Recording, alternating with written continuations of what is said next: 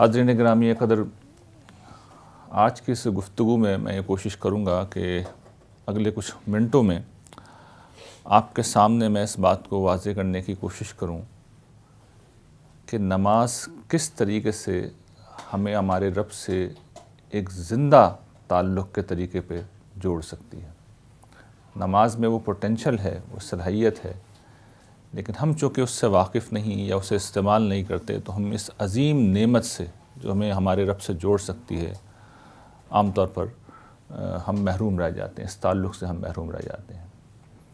ہم یہ بات جانتے ہیں، قرآن مجید میں اللہ تعالیٰ نے ارشاد فرمایا ہے وَمَا خَلَقْتُ الْجِنَّ وَالْإِنسَ إِلَّا لِيَعْبُدُونَ، میں نے جن و انس کو اپنی عبادت کے لیے پیدا کیا ہے۔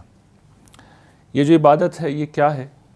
عام طور پر اس سے مراد یہ سمجھا جاتا ہے کہ جو عبادات کا نظام ہے ایسا نہیں ہے۔ اردو میں جس چیز کو ہم بندگی کہتے ہیں اصل میں اس آیت سے وہ مراد ہے۔ اس میں کئی چیزیں ہیں، یعنی ہم جب کسی کی بندگی اختیار کرتے ہیں، عبادت کی جو اصل ہے وہ عاجزی اور پستی ہے، تو یہ دل کے اوپر طاری ہونے والی عاجزی ہے، پستی ہے، جو خدا کی عظمت کے احساس سے پیدا ہوتی ہے۔ ہمارا خدا بہت بڑا ہے، بہت بلند ہے، بہت عظیم ہے۔ ہم نے اس حقیقت کو، اس سچائی کو دریافت کر لیا، اس کے نتیجے میں ہمارے اوپر ایک روب طاری ہوتا ہے، ایک احساس ہے جس میں ہم جیتے ہیں۔ یہ دل کی ایک کیفیت ہے۔ جب یہ کیفیت دل پہ طاری ہوتی ہے تو انسان کو اللہ تعالیٰ نے بولنے کی صلاحیت دی ہے، نطق عطا فرمایا ہے، تو انسان بول کر خدا کی عظمت کا، اس کی کبریائی کا اظہار کرتا ہے۔ پھر انسان کی یہ عادت ہے کہ جب وہ کسی عظمت کا احساس اپنے اندر پیدا کرتا ہے تو اس کو پھر وہ مراسم کی شکل دیتا ہے، وہ اس کا عملاً اظہار کرتا ہے، وہ رکوع کرتا ہے، وہ سجدہ کرتا ہے، وہ اپنے اندر جھکاؤ کو پیدا کرتا ہے۔ تو اس کے نتیجے میں پھر کبھی رکوع وجود میں آتا ہے، کبھی سجود وجود میں آتے ہیں، کبھی صرف جھک جانے کا عمل وجود میں آتا ہے۔ تو یہ ساری چیزیں کیا ہیں؟ عبادت ہیں۔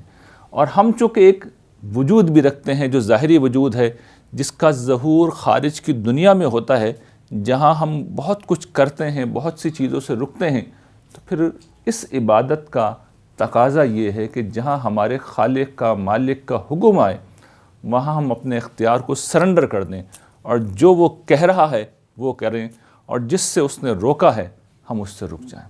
یہ عبادت ہے۔ اور آپ غور کیجئے کہ نماز وہ عبادت ہے جس کے اندر اللہ تعالیٰ نے اس پورے تصور کو جمع کر دیا ہے۔ کسی اور عبادت کے اندر یہ چیز آپ کو بالکل موجود نہیں ملے گی، یعنی یہ چیز اگر کہیں ہے تو وہ نماز کے اندر ہے۔ نماز میں قلب کی کیفیت بھی ہے، جس کو قرآن نے کہا ہے کہ یہ وہ لوگ ہیں جو اپنی نمازوں میں خشوع اختیار کرتے ہیں۔ نماز کے اندر ہم جانتے ہیں کہ اذکار بھی ہیں جو خدا کی عظمت اور کبریائی کا بیان ہے۔ نماز کے اندر رکوع و سجود بھی ہے، مراسم بھی ہیں، اور نماز کا ایک قانون بھی ہے۔ ہمیں متعین اوقات پر ایک خاص طریقہ کار کے مطابق اللہ کی عبادت کرنی ہے، تو گویا اطاعت بھی ہے۔ ساری چیزیں ہیں جو اس نماز کے اندر جمع کر دی گئی ہیں، اور اسی لیے حضرت موسیٰ علیہ السلام کو اللہ تعالیٰ نے جب شرف نبوت سے ان کو عطا فرمایا تو پھر اللہ تعالیٰ نے انہیں یہ توجہ دلائی تھی، ان سے یہ کہا تھا کہ اقم الصلاۃ لذکری، نماز قائم کرو تاکہ میں یاد رہوں۔ اس کی وجہ کیا ہے؟ دیکھیے بڑی دلچسپ اس کی وجہ ہے، میں اور آپ جس دنیا میں جیتے ہیں اس دنیا میں خدا نن ایگزسٹنگ وجود ہے۔ خدا بظاہر موجود نہیں ہے، وہ نظر نہیں آتا، وہ کچھ نہیں کہتا، وہ کسی چیز سے نہیں روکتا۔ میں اور آپ جو دل چاہے کریں، ہم حتیٰ کہ خدا کی بارگاہ میں کوئی گستاخی کریں، ہم شرک کریں، ہم اس کی نافرمانی کریں، خدا کی طرف سے کوئی رد عمل سامنے نہیں آئے گا۔ خدا ہمارے حواس کی گرفت میں نہیں آ سکتا ہے۔ یہ چیز اصل میں ہمیں خدا فراموشی پر آمادہ کرتی ہے۔ تو قرآن نے جو پہلا مطالبہ کیا ہے اپنے آغاز میں وہ یہی ہے کہ یؤمنون بالغیب، یہ وہ لوگ ہیں جو غیب میں رہ کے خدا پر ایمان رکھتے ہیں، اسے مانتے ہیں۔ تو خدا پر ایمان رکھنا، اسے ماننا یہ ممکن نہیں ہے جب تک کہ بار بار اپنے آپ کو ہم یاد دہانی نہ کرائیں۔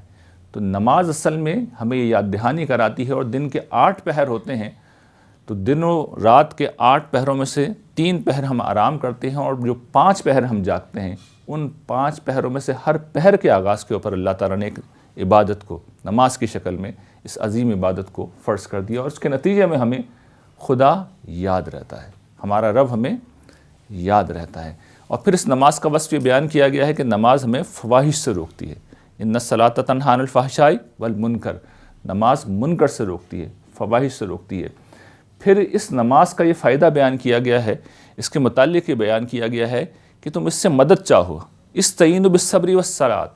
اور یہ کیا چیز ہے کہ زندگی کے بہت سے معاملات میں ہم بہت کچھ کر سکتے ہیں لیکن زیادہ تر چیزیں ہمارے قابو میں نہیں ہوتی، تو اللہ تعالیٰ نے یہ کہا ہے، یہ سمجھایا ہے کہ میرے حضور پیش ہو جاؤ، میری بارگاہ میں پیش ہو جاؤ، میں سب کچھ کر سکتا ہوں، مجھ سے کہو، مجھ سے مانگو، میں سنوں گا، میں جواب دوں گا، جو تم نہیں کر سکو گے وہ میں تمہارے لیے کر دوں گا۔ اور پھر اس میں آخری اہم چیز یہ ہے کہ اگر کوئی شخص دعوت کے کام پہ کھڑا ہوا ہے، نصرت دین کے کام پہ کھڑا ہوا ہے، جس طرح کے رسول اللہ صلی اللہ علیہ وسلم یہ حضرات انبیاء علیہ السلام تھے، تو پھر ایسے تمام لوگوں کو اللہ تعالیٰ نے قرآن مجید، کبھی آپ اس پہلو سے پڑھیے تو آپ یہ دیکھیں گے کہ نماز کی انتہائی خصوصی تاکید ہے۔ حضور کے لیے اسی پس منظر میں تہجد کی نماز فرض تھی، صحابہ کرام کو بھی توجہ دلائی گئی، ان کا یہ وصف بیان کیا گیا کہ وہ رکوع کرنے والے ہیں، وہ سجدہ کرنے والے ہیں۔ تو نماز کی اس ساری اہمیت کے باوجود ہم یہ دیکھتے ہیں کہ دو چیزیں ہیں جو نماز میں ہمارے یہاں مسئلہ ہے۔ اب یہ گفتگو کا سمجھے آخری حصہ ہے جس میں یہ بتاؤں گا میں، وہ مسئلہ کیا ہے جس کے نتیجے میں ہماری نماز زندہ نماز نہیں ہے، اور اس کا پھر حل میں مختصراً آپ کے سامنے رکھوں گا۔ دیکھیے، پہلا مسئلہ یہ ہے کہ ہم نے نماز کو ایک بوجھ سمجھ لیا ہے، یہ ہمارے لیے نماز بوجھ بنی ہوئی ہے، اس کے نتیجے میں ہم میں سے بیشتر لوگ نماز ہی نہیں پڑھتے۔ ہمارے معاشرے کے عظیم اکثریت وہ ہے جو نماز ہی نہیں پڑھتی، جو پڑھتے ہیں وہ بھی بے دلی کے ساتھ پڑھتے ہیں، یعنی نماز پڑھتے نہیں ہیں اور بے دلی کے ساتھ پڑھتے ہیں۔ تو یہ نماز جیسی عظیم عبادت جو میں بیان کروں گا کہ ایک بڑی خوشگوار چیز ہے، زندگی میں بڑی پازیٹیو چینج لا سکتی ہے، لاتی ہے، ہمارے لیے بوجھ کیوں بن گئی ہے؟ اس کی وجہ کیا ہے، اس کا سبب کیا ہے؟ دیکھیے، اس کا پہلا سبب یہ ہے کہ ہم نے اسے ایک فنی عمل بنا دیا ہے۔ یعنی آپ کبھی نماز کو اس پروسیس میں اگر داخل ہوں، آپ کبھی اگر اہل علم کے پاس جائیں، نماز سیکھیں، تو پھر آپ کو پتہ یہ چلے گا کہ ایک ٹیکنیکل قسم کی چیز ہے، اس میں حتیٰ کہ آپ کو یہ بھی بتایا جائے گا کہ آپ کی انگلیاں کس طرح رکھی ہونی چاہیے، آپ کی نگاہیں قیام میں کس طرف ہوں، آپ کی نگاہیں رکوع میں کس جگہ پہ ہوں، آپ کی نگاہیں قعدے میں کس جگہ پہ ہوں، آپ ہاتھ کہاں پہ باندھ رہے ہوں، یعنی ایک ایک چیز کے بارے میں آپ کو بتایا جائے گا۔ پھر ایک پوری یعنی کہ ٹیکنیکل ڈیٹیل ہے کہ یہ فرائض ہیں، یہ واجبات ہیں، یہ سنن ہیں، یہ چیزیں مستحبات ہیں، یہ مکروہ ہے، یہ مکروہ تنزیہی ہے، یہ مکروہ تحریمی ہے، فلاں چیز کے اوپر نماز ٹوٹ جائے گی، فلاں سے نماز لوٹانا ضروری ہو جائے گا، فلاں سے سجدہ سہو واجب ہو جائے گا۔ پھر ہمارے اپنے فرقہ وارانہ فقہ اختلافات ہیں، رفع یدین کا مسئلہ ہے، آمین بالجہر کا مسئلہ ہے، فاتحہ خلف امام کا مسئلہ ہے، مرد عورتوں کی جو نماز کا فرق ہے اس کا مسئلہ ہے۔ تو ہماری نماز اصل میں انہی چیزوں کے ارد گرد گھومتی رہتی ہے۔ جو نماز کی اصل ہے، جو اس کی حقیقت ہے، جو اس کا مقصد ہے، وہ زیر بحث نہیں آتا۔ پھر اس کے علاوہ جو نماز کے متعلق ہمارے تصورات ہیں کہ نماز بڑی مشکل اور بوجھل چیز اس لیے ہے کہ 48 رکعتیں پڑھنی ہوتی ہیں، اور خاص طور پر اگر سردیاں ہیں تو پھر ہم یہ دیکھتے ہیں ایک کے بعد دوسری نماز، ظہر چلیے کچھ وقت ہو جاتا ہے فجر اور ظہر کے بیچ میں، مگر عصر، مغرب، عشاء تو ایک کے بعد لگتا ہے کہ ایک نمازیں آ رہی ہوتی ہیں۔ تو یہ ساری چیزیں مل کے مجموعی طور پر نماز جیسی عظیم عبادت کو، جو بڑی ہی روح کی سمجھے کہ لطیف غذا ہے، اسے اگر میں تعبیر کروں کہ روح کے لیے جو غذا کی حیثیت رکھتی ہے، اس عبادت کو ہم نے ایک بوجھ بنا دیا ہے، اس کو ہم نے ایک مشکل چیز بنا دیا ہے۔ اور اس کا حل کیا ہے، اس کا سولوشن کیا ہے؟ ہم یہ بات سمجھ لیں کہ نماز اصل میں کیا ہے۔ دین کی اگر آپ کو سمجھ ہے تو نماز سے زیادہ آسان کوئی چیز نہیں ہے۔ تو دین کی سمجھ ہمیں کیا بتاتی ہے وہ میں آپ کے سامنے رکھتا ہوں۔ دیکھیے، دین کی سمجھ ہمیں یہ بتاتی ہے، دین کا جو فہم ہمیں بتاتا ہے، جس کے متعلق حضور نے کہا ہے کہ جس شخص کو دین کی یہ سمجھ دے دی گئی اسے بڑی بھلائی دی گئی، وہ ہمیں یہ بتاتا ہے کہ دیکھیے ٹھیک ہے، نماز کی ایک ظاہری حیت ہے، اسے مقرر کیا گیا، لیکن وہ بڑی سمپل ہے، وہ بہت سادہ ہے۔ آپ رفع یدین کر کے نماز کا آغاز کرتے ہیں، اس کے بعد آپ قیام میں کھڑے ہوتے ہیں، ہاتھ باندھ کے قرآن مجید پڑھتے ہیں، سورہ فاتحہ پڑھتے ہیں، آپ رکوع کرتے ہیں، آپ رکوع سے اٹھتے ہیں، آپ تھوڑی دیر کھڑے رہتے ہیں، پھر آپ 2 سجدے کرتے ہیں، بیچ میں تھوڑی دیر بیٹھتے ہیں جسے جلسہ کہتے ہیں، پھر آپ قعدے میں بیٹھتے ہیں، اور اس بیچ کے اندر آپ کچھ اذکار کرتے ہیں، اور ہر رکن میں آپ اللہ اکبر کہتے ہیں، سوائے رکوع سے اٹھتے وقت ہم سمیع اللہ لمن حمیدہ کہتے ہیں، سورہ فاتحہ اور قرات۔ یہ سادہ نماز ہے، یہ بالکل سمپل نماز، اصل نماز یہی ہے۔ اس کے بعد جو کچھ ہے وہ فنی تفصیلات ہیں، اگر اس میں کسی کو کوئی دلچسپی ہے تو وہ علمی طور پہ کسی امام کی دلیل کو سمجھ لے اور اس کے مطابق اپنے عمل کو ڈھال لے۔ اس میں بہت زیادہ توجہ لگانا، اصل میں اس کا مطلب یہ ہے کہ پھر میں نے نماز کی حقیقت کو نہیں پایا۔ نماز کی جو اصل حقیقت ہے وہ ابھی زیر بحث آ جائے گی، لیکن ہم اس سے آگے بڑھ لیں تو اس کا مطلب ہے ہم نے حقیقت کو نہیں پایا۔ پھر جہاں تک ان نمازوں کا مسئلہ ہے کہ جو 48 رکعتیں، اصل رکعتیں صرف 17 ہیں جو فرض ہیں، باقی چیزیں کیا ہیں؟ نوافل ہیں۔ ان کو ہمارے یہاں، ہمارے پس منظر میں، احناف کے پس منظر میں عام طور پر سنن میں، سنن مؤکدہ، سنن غیر مؤکدہ کے اندر، یا واجبات کے اندر، یا پھر نوافل میں تقسیم کیا جاتا ہے۔ لیکن ائمہ ثلاثہ، اور میں سمجھتا ہوں کہ وہ بات ٹھیک کہہ رہے ہیں کہ سب نوافل ہی ہیں، کچھ کم اہم کچھ زیادہ، لیکن نوافل ہیں۔ پرسش جس چیز کے اوپر ہوگی وہ فرض نماز ہے۔ پھر مسجد میں نماز پڑھنا فضیلت کی چیز ہے، حضور نے اس کے اوپر بڑی خوشخبریاں سنائی ہیں، ہر قدم پر ایک درجہ بلند ہوتا ہے، گناہ معاف ہوتا ہے، لیکن یہ کیا ہے؟ فضیلت کا موضوع ہے۔ جماعت کی نماز یہ کیا ہے؟ یہ فضیلت کا موضوع ہے۔ تو آپ کو جب یہ دین کی سمجھ حاصل ہے اور آپ کو یہ بات واضح ہے کہ بھئی کچھ چیزیں ہیں جو فرض ہیں اور کچھ چیزیں ہیں جو دین کا جمال و کمال ہے، وہ احسان کا مقام ہے، تو پھر آپ اپنے حساب سے دیکھیں گے کہ میں اس وقت کیا کر سکتا ہوں۔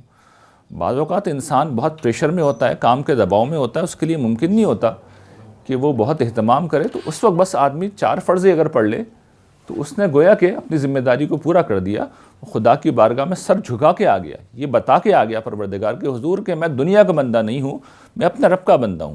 اب دل لگ رہا ہے نہیں لگ رہا، ذہن اس طرف حاضر ہے یا نہیں ہے، اس نے توجہ سے نماز پڑھی یا نہیں پڑھی، لیکن اس نے جا کے بتا دیا کہ میں اپنے رب کا بندہ ہوں۔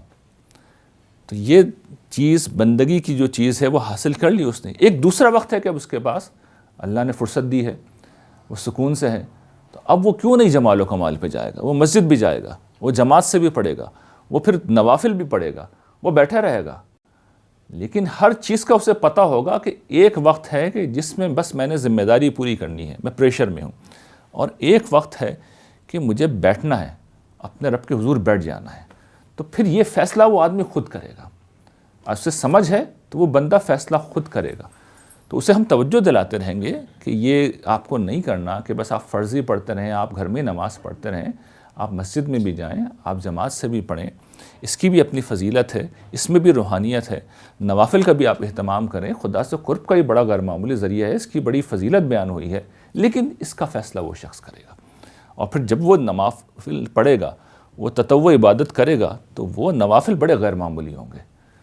تو یہ چیز پھر یوں نہیں ہوگی کہ آدمی جناب نیت کرتا ہوں نماز کی، منہ ہے میرا خانہ کعبہ کی طرف، یہاں سے جو ہماری نماز شروع ہوتی ہے بلا سوچے سمجھے، وہ آخر میں بلا سوچے سمجھے ختم ہوتی ہے، یہ کیفیت نہیں رہے گی۔ اچھا، دوسری جو چیز ہے، جو آخری چیز ہے، جو مسئلہ کرتی ہے، جس نے نماز کو ہمارے لیے غیر مفید بنا دیا، گرچہ بڑی مفید عبادت ہے، وہ یہ جو قرآن نے بھی بیان کیا کہ اللہ کی یاد۔ تو اللہ کی یاد ہمیں کیا خاک پیدا ہوگی؟ ہمیں تو عین نماز میں اللہ یاد نہیں آ رہا ہوتا، ہم ایسے جاتے ہیں اور ایسے واپس آ جاتے ہیں۔ اچھا، قرآن یہ کہتا ہے نماز فواحش سے روکتی ہے، منکر سے روکتی ہے، تو میری نماز تو مجھے نہیں روکتی، یہ تو مسئلہ ہے۔ تو اس کا حل کیا ہے؟ کہ ہم واقعتاً برے ہیں؟ نہیں، ایسا نہیں ہے، ایسا نہیں ہے، اس میں بھی ایک خرابی ہے۔ اختصار سے اب میں وہ چاہوں گا کہ آخر میں وہ خرابی آپ کے سامنے رکھ دوں۔ دیکھیے وہ خرابی کیا ہے ہماری نماز میں، وہ نماز سے زیادہ کچھ سمجھے کہ انسان کی نفسیات کا مسئلہ ہے، کیونکہ یہ فوائد ہمیں حاصل کب ہوں گے؟ جب ہم شعوری طور پر، جب ہمارا نفسیاتی وجود اپنے رب سے متعلق ہوگا۔ تو نماز میں کچھ چیزیں ہم نے ایسی پیدا کرنی ہیں کہ ہمارا نفسیاتی وجود ہمارے رب سے متعلق نہیں ہوتا۔ کیوں نہیں ہوتا؟ میں آپ کو ایک سادہ مثال سے سمجھاتا ہوں۔ دیکھیے اس وقت میں یہ گفتگو کر رہا ہوں، میں اردو زبان میں کر رہا ہوں، اردو کے بجائے اس وقت میں فرینچ بولنا شروع کر دوں، میں اطالوی زبان بولنا شروع کر لوں، میں عربی بولنا شروع کر دوں، میں فارسی بولنا شروع کر دوں، آپ میں سے کتنے لوگ ہیں جو اپنی توجہ باقی رکھ سکیں گے؟ عملاً پاسبل نہیں ہے، اس لیے کہ آپ کو کچھ سمجھ میں نہیں آ رہا۔ انسان جب سمجھتا ہے، جب کوئی بات کو سمجھتا ہے، تب وہ توجہ دیتا ہے۔ تو ہماری نمازوں کا پہلا المیہ یہ ہے کہ ہم میں سے بیشتر لوگوں کو نماز کے متعلق بالکل نہیں پتہ کہ ہم جب اس میں کچھ پڑھتے ہیں تو کیا پڑھ رہے ہوتے ہیں، ہمیں بالکل نہیں معلوم ہوتا۔ تو یہ اہتمام ہمیں کرنا چاہیے۔ نماز کے اذکار بڑے مختصر ہیں، ان سب کا ترجمہ یاد کریں۔ اللہ اکبر، السلام علیکم ورحمۃ اللہ، اس کا ترجمہ سب کو ہی معلوم ہوتا ہے۔ سمیع اللہ لمن حمیدہ کا ترجمہ بھی عام طور پہ معلوم ہوتا ہے کہ اس خدا کی جس کی حمد کی گئی ہے، اس کی حمد کی گئی ہے، تو اس نے یہ حمد سن لی ہے۔ تو خدا سے تعلق کا ایک اظہار ہو رہا ہے کہ ہم کہہ رہے ہیں، وہ سن رہا ہے۔ یہ ہمیں بتایا گیا، یقین دلایا گیا ہے کہ تم بول رہے ہو، تم اس کی پاکی بیان کر رہے ہو، وہ سن رہا ہے، تمہارے ساتھ ہے۔ تو اب مطلب آپ کو پتہ ہوگا تو آپ کی کیفیت بدل جائے گی، آپ میں اور جذبہ پیدا ہوگا کہ وہ سن رہا ہے، میں بول رہا ہوں وہ سن رہا ہے۔ حضور نے اور بھی بڑے فضائل بیان کیے نماز کے متعلق کہ جس طریقے سے تقسیم کیا اللہ تعالیٰ کہتے ہیں میں نے اپنے اور اپنے بندے کے درمیان، وہ سب چیزیں بھی ہمیں سیکھنی چاہیے کہ کس طرح نماز خدا سے قربت کا ایک ذریعہ ہے۔ لیکن اس وقت میں بات کر رہا ہوں اذکار کی کہ اس کا ترجمہ ہمیں پتہ ہو۔ اچھا، پھر اسی طرح ہم یہ کرتے ہیں کہ 2-4 صورتیں ہمیں عام طور پہ یاد ہوتی ہیں اور زندگی ہم اسی میں نکال لیتے ہیں، پوری زندگی کی جتنی نمازیں ہم قل ہو اللہ کے اندر ہی نکال لیتے ہیں۔ ہماری سوسائٹی کی، سماج کی اکثریت یہی کرتی ہے۔ نہیں، اس سے ذرا آگے بڑھیے، شوق اور رغبت کے ساتھ آگے بڑھیے، قرآن کو یاد کیجیے، زیادہ سے زیادہ قرآن یاد کیجیے، اور جب آپ قرآن کو ورائٹی میں پڑھیں گے اور سمجھ کے پڑھیں گے تو پھر یہ اٹس سیلف بڑا غیر معمولی اس کا نتیجہ نکلے گا۔ قرآن، یہ بات یاد رکھیے گا، جس وقت آپ عربی میں پڑھ رہے ہوں اور آپ کے مفہوم سمجھ میں آ رہا ہو اور آپ نماز کی حالت میں کھڑے ہوئے ہوں تو جتنا مؤثر قرآن اس وقت ہو جاتا ہے وہ کسی اور وقت نہیں رہے گا۔ امام صاحب پڑھ رہے ہیں، آپ کے سمجھ میں آ رہا ہے تو جتنا مؤثر قرآن اس وقت ہوگا اس سے زیادہ کبھی نہیں ہو سکتا۔ میں آپ کو اپنا واقعہ سناتا ہوں۔ میں نے جس وقت عربی زبان جب سیکھی پہلی دفعہ، تو مجھے ابھی بھی یاد ہے کہ میری جو اس سے پہلے جتنی بھی تراویح تھیں، اور ظاہر بات ہے بہت چھوٹی ایج کا ذکر ہے اسکول لائف کا، اس سے پہلے ساری تراویحیں میں جو پڑھتا تھا تو رکعتیں گنتا تھا، 4، 8، 12، 16، یعنی ہر اس میں ہم گنتی کرتے تھے۔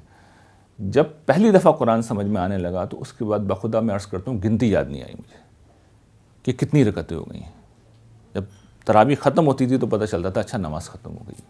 تو یہ ڈرامیٹک چینج آتا ہے جس وقت آپ کو پتہ چل جائے کہ اللہ تعالیٰ کے کلام میں امام صاحب جو پڑھ رہے ہیں یا ہم خود جو پڑھ رہے ہیں تو کیا پڑھا جا رہا ہے۔ تو پہلی چیز تو یہ ہے کہ ترجمے کے ساتھ۔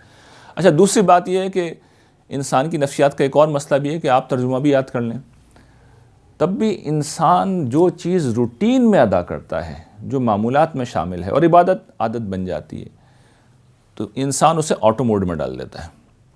جو ہمارے ریفلیکسز جس طرح کام کرتے ہیں، اس کو اگر آپ کو تجربہ کرنا ہے تو آپ یہ دیکھیے کہ اگر آپ گھر سے آفس روزانہ جا رہے ہیں تو آپ غور کیجئے گا کہ یہ جو روٹین کا راستہ ہے، تو ڈرائیونگ جیسا عمل بھی یہ اکثر آٹومیٹک ہو جاتا ہے۔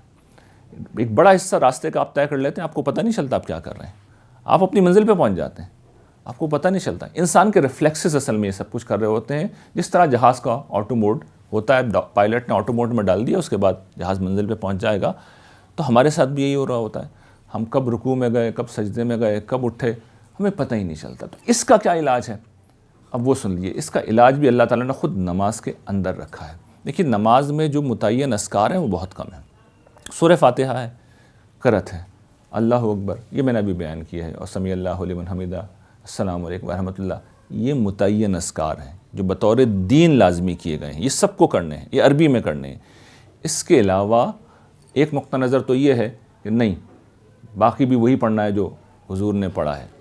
حضور نے بھی، لوگ یہ بات نہیں جانتے، بہت ورائٹی میں پڑھا ہے، لیکن ہم نے کچھ خاص چیزوں کو سمجھ لیا کہ سبحان ربی الاعلیٰ، بس حضور نے یہی پڑھا، اس کے علاوہ کچھ نہیں پڑھا۔ حضور نے بہت ورائٹی میں پڑھا ہے، اور یہ ورائٹی میں پڑھنا یہ بتاتا ہے کہ وہ اذکار جو ہیں وہ فکس نہیں ہیں۔ وہ حضور گویا کہ اپنی زبان میں خدا کو یاد کر رہے ہوتے تھے۔ تو اب اس کا مطلب یہ ہے کہ میں اور آپ بھی اپنی زبان میں، اور یہ دوسرا نقطہ نظر، اور میں اس کو ٹھیک سمجھتا ہوں کہ اپنی زبان میں آپ خدا کو یاد کر سکتے ہیں، رکوع میں، سجدے میں، قاعدے میں۔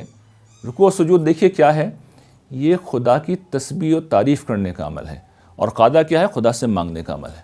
اسی طرح حضور جب قرأت کر رہے ہوتے تھے تو اس دوران میں ہمیں ملتا ہے کہ حضور جواب دیتے تھے۔ قرآن کی کوئی ایسی آیت آتی تھی تو بعض اوقات خدا کے تعریف میں الفاظ بھی کہتے تھے، اور بعض اوقات سجدے میں، جو ہم سنتے ہیں کہ حضور یہ جو قرآن کی آیتوں کا سجدہ ہے، حضور سجدے میں جایا کرتے تھے، تو عمل سے بھی بتاتے تھے حضور۔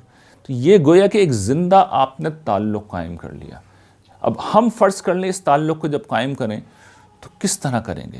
آپ رکوع و سجود کو دیکھ لیں نا، نماز کو قرآن مجید میں جگہ جگہ تسبیح سے تعبیر کیا گیا ہے۔ تو یہ تسبیح کرنا کیا ہے؟ ہم تو سبحان ربی الاعلیٰ کہہ کے فارغ ہو جاتے ہیں، لیکن میں آپ کو بتاؤں کہ یہ تسبیح کیا ہے۔ یہ ایک بڑا جامع کلمہ ہے، یہ ایک پورا کانسیپٹ ہے۔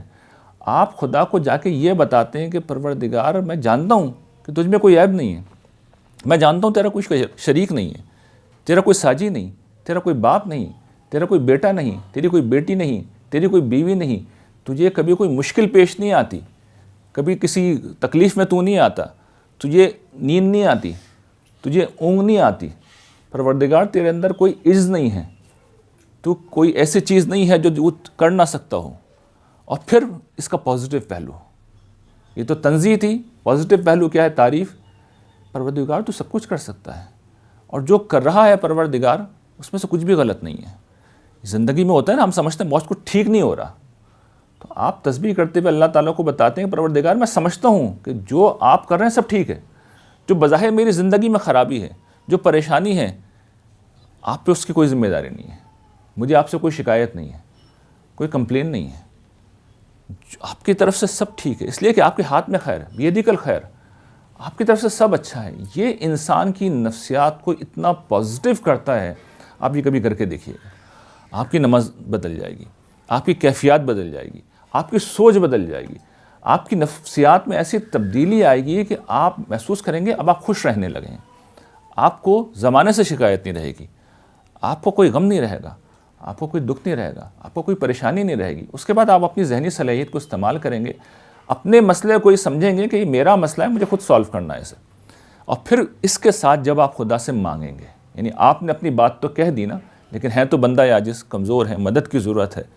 تو آپ اس عالم میں جب خدا سے دعا کریں گے، ہم تو دعا بھی نماز کے بعد ہی مانگتے ہیں نا، یہ نماز کے اندر مانگی جاتی ہیں دعائیں، یہ جو قاعدہ ہے اصل میں دعاؤں کے لیے خاص ہے۔ تو جس وقت آپ نماز میں خدا سے دعائیں مانگیں گے تو آپ کی کیا کیفیت ہوگی، آپ اس کا اندازہ نہیں کر سکتے۔ تو میں یہ نہیں کہہ رہا کہ آپ حضور کی مانگی ہوئی دعائیں یا حضور کے اذکار نہ پڑھیں، وہ بھی پڑھیں، ترجمے سے پڑھیں، اپنے بھی پڑھیں، اس میں کوئی پابندی نہیں ہے۔ اور جب آپ اپنے پڑھیں گے تو آپ دیکھیں گے کہ آپ کی نماز ایک انتہائی غیر معمولی نماز بن جائے گی، یہ آپ کی نفسیات کو بدلے گی، یہ مسئلہ ہی آپ کی زندگی سے ختم ہو جائے گا کہ آپ نماز میں کچھ یاد ہی نہیں رکھتے۔ نہیں، اب نماز کیا ہے؟ زندہ مکالمہ بن گئی ہے، وہ خدا سے زندہ تعلق بن گئی ہے، وہ دو طرفہ ڈائیلاگ بن گئی ہے۔ آپ حمد کر رہے ہیں، آپ تسبیح کر رہے ہیں، آپ تعریف کر رہے ہیں، وہ سن رہا ہے، وہ بیچ میں یقین دلاتا ہے، آدھی نماز میں یقین دلاتا ہے، سمیع اللہ لمن حمیدہ یقین دلاتا ہے کہ وہ سن رہا ہے۔ اور پھر آپ اپنی جب کہتے ہیں، دعائیں آپ پیش کرتے ہیں تو وہ سب سنتا ہے۔ سجدے کے بارے میں جو کہا گیا ہے کہ یہ کیا ہے؟ وسجد واقترب، سجدہ کرو، خدا سے قریب ہو جاؤ، اپنا سر گویا کہ آپ نے خدا کے قدموں میں رکھ دیا، آپ پوری کائنات کے آہنگ ہو گئے۔ قرآن جو کہتے ہیں وَالنَّجْمُ وَالشَّجَرُ يَسْجُدَانِ، تو آپ دیکھیے قرآن نے کیا کمال کیا۔ اس دنیا میں چیزیں یا تو سمبولیکلی خود سجدہ کرتی ہیں، اس کی ایک مثال نجم ہے، تارے ہیں، سورج ہے، اجرام فلکی ہیں، یہ تیرتے ہوئے جاتے ہیں اور افق پہ جا کے یہ سجدے میں گر جاتے ہیں۔ اور جو چیزیں موو نہیں کرتی جیسے کہ درخت، تو قرآن یہ بتاتا ہے ان کے سائے زمین پہ گر جاتے ہیں۔ تو آپ پوری کائنات سے ہم آہنگ ہو جاتے ہیں۔ جس وقت آپ کھڑے ہوئے ہیں، آپ خدا کو بتاتے ہیں پروردگار میں تیرے سامنے اس وقت پہاڑوں اور درختوں کی طرح کھڑے ہو کے تیری حمد کر رہا ہوں، حالت سجدہ میں ہوں، میرا دل جھکا ہوا ہے۔ اور جس وقت آپ زمین پہ اپنا سر رکھ دیتے ہیں تو آپ خدا کو یہ بتاتے ہیں کہ پروردگار میں نے اپنا سر تیرے قدموں میں رکھ دیا ہے، اپنی ناک تیرے سامنے رگڑ رہا ہوں۔ یہ کوئی معمولی بات نہیں، اپنی ناک خدا کے سامنے رگڑنا، کسی کے بھی سامنے رگڑنا، ہم کسی اور کے بارے میں تصور نہیں کر سکتے۔ اور آخر میں پروردگار اپنی جھولی آپ کے سامنے پھیلا کے بیٹھ گیا ہوں، اسے بھر دیجئے۔ تو جس شخص نے اپنی جھولی خدا کے سامنے پھیلا دی ہو، یہ کیسے ممکن ہے کہ خدا اس کی جھولی نہیں بدلے گا؟ تو خدا اس کی جھولی بھرے گا، اس کو عطا کرے گا، اس کو نوازے گا، اس کی تقدیر بدلے گا، لیکن یہ تب ہوگا جب نماز ہماری زندہ نماز ہوگی، اور زندہ نماز ایسے ہی پیدا ہوتی ہے۔ وآخر دعوانا الحمدللہ رب العالمین۔